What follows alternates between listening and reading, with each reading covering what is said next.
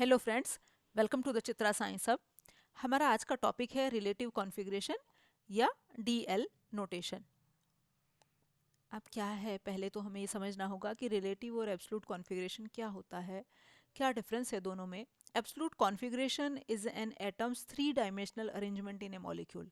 Molecule का three dimensional के along क्या अरेंजमेंट है, इसे हमने कहा absolute configuration. This type of configuration is defined for chiral molecular entities and their stereochemical description. इस तरह का कॉन्फ़िगरेशन जो है हम कायरल मॉलिक्यूल के लिए हम यूज़ करते हैं। जैसे हम जो आर और एस स्पिन असाइन करते हैं कि मॉलिक्यूल की हमारी स्पिन क्लॉकवाइज है तो आर है, एंटी क्लॉकवाइज है तो एस है। तो ये हमारा क्या होता है, एब्सोल्यूट कॉन्फ़िगरेशन होता है, जो क्या बताता है किसी भी एटम का थ्री डायमेंशनल के लो क्या अरेंजमेंट है एटम्स का मॉलिक्यूल के अंदर, क्या अरेंजमेंट है, वो है हमारा एब्सोल्यूट कॉन्फ़िगरेशन। अब रिलेटिव कॉन्फ़िगरेशन क्या है? Relative configuration in stereochemistry the arrangement of atom और group of atom that is describe relative to other atom और group of atom in the molecule. अब रिलेटिव कॉन्फ़िगरेशन क्या है? रिलेटिव कॉन्फ़िगरेशन है atoms और group का वो अरेंजमेंट जो किसी दूसरे एटम और ग्रुप के रेस्पेक्ट में हो, उसके रिलेटिव में हो। इसलिए हमने वर्ड यूज किया रिलेटिव, कि किसी के संदर्भ में, किसी के रेस्पेक्ट में हम बता रहे हैं कि इसके रेस्पेक्ट में उसका क्या अरेंजमेंट है, वो चीज़ है हमारी रिलेटिव।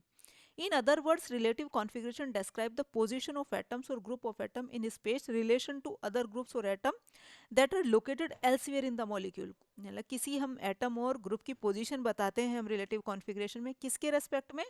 किसी दूसरे एटम और किसी दूसरे एटम और ग्रुप के रेस्पेक्ट में जो मॉलिक्यूल के अंदर प्रेजेंट होता है। कैसे, ये हम देखेंगे।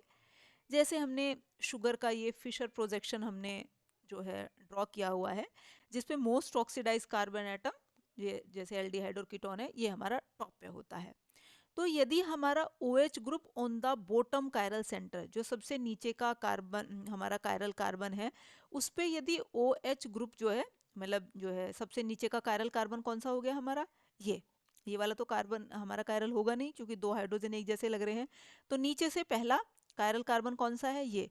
तो यदि OH ग्रुप हमारा क्या है, राइट की तरफ है तो डी आइसोमर है, और यदि ये लेफ्ट की तरफ है तो एल आइसोमर है। तो डी और एल नोटेशन हमने किसके रेस्पेक्ट में देखा, OH के रेस्पेक्ट में देखा, कि यदि OH हमारा फिशर प्रोजेक्शन में राइट की तरफ है तो डी हो गया, और फिशर प्रोजेक्शन में ये हमारा लेफ्ट की तरफ हो गया तो एल हो गया। ये हमारे कुछ दूसरे एग्जाम्पल्स हैं। जैसे ये हम डी ग्लिसरल्डिहाइड का ले रहे हैं, डी किस लिए कहा हमने, चूंकि OH जो है राइट हैंड की तरफ है। इसे भी डी ग्लूकोज इसलिए कहा चूंकि OH राइट की तरफ है। इसमें एल ग्लूकोज में ये लेफ्ट की तरफ आ गया, इसलिए हमने एल ग्लूकोज कहा है। इसी तरह से इसे हमने एल राइबोज इसलिए कहा चूंकि ये लेफ्ट की तरफ आ गया। डी फ्रक्टोज मतलब मोस्ट ऑक्सीडाइज्ड शुगर जो है टॉप पे है, इसमें एल्डिहाइड्स हैं, इसमें क्या है, यहाँ ये कीटोन है। तो ये हमारा क्या हो गया कि इसमें भी हमने क्या देखा, जो नीचे से बॉटम की साइड से पहला कार्बन कायरल कार्बन है, उसका यदि हमारा जो OH ग्रुप राइट की तरफ हो गया तो क्या, डी है। तो मतलब शुगर में बेसिकली हम यही देखते हैं कि बॉटम से जो हमारा पहला कायरल कार्बन है, उसका OH यदि राइट की तरफ है तो डी है, और लेफ्ट की तरफ है तो एल है। अब जो हमारे एमिनो एसिड्स हैं, उन्हें भी हम डी और एल एज जो है नोटेशन असाइन कर सकते हैं। कैसे, हमारे सब एमिनो एसिड्स जो है ऑप्टिकली एक्टिव होते हैं एक्सेप्ट ग्लाइसिन। चूंकि ग्लाइसिन में हमारे दो हाइड्रोजन लग जाने की वजह से, चूंकि आर ग्रुप की जगह H लग जाता है, इस वजह से हमारा वो ऑप्टिकली इनएक्टिव है। बाकी सब जितने भर भी एमिनो एसिड हैं वो ऑप्टिकली एक्टिव हैं। तो इसमें हम डी और एल कॉन्फ़िगरेशन कैसे असाइन करते हैं, इसमें हम असाइन करते हैं NH2 के बेसिस पे। यदि NH2 ग्रुप हमारा जो है राइट की तरफ है तो डी है, और NH2 ग्रुप यदि हमारा लेफ्ट की तरफ है तो एल है। जैसे हमने एलेनिन का एग्जांपल लिया हुआ है, ये डी एलेनिन है, ये एल एलेनिन है। तो इसमें डी और एल हम किसके बेसिस पे देख रहे हैं, NH2 के बेसिस पे। तो ये था हमारा आज का टॉपिक, डी और एल नोटेशन। Thank you.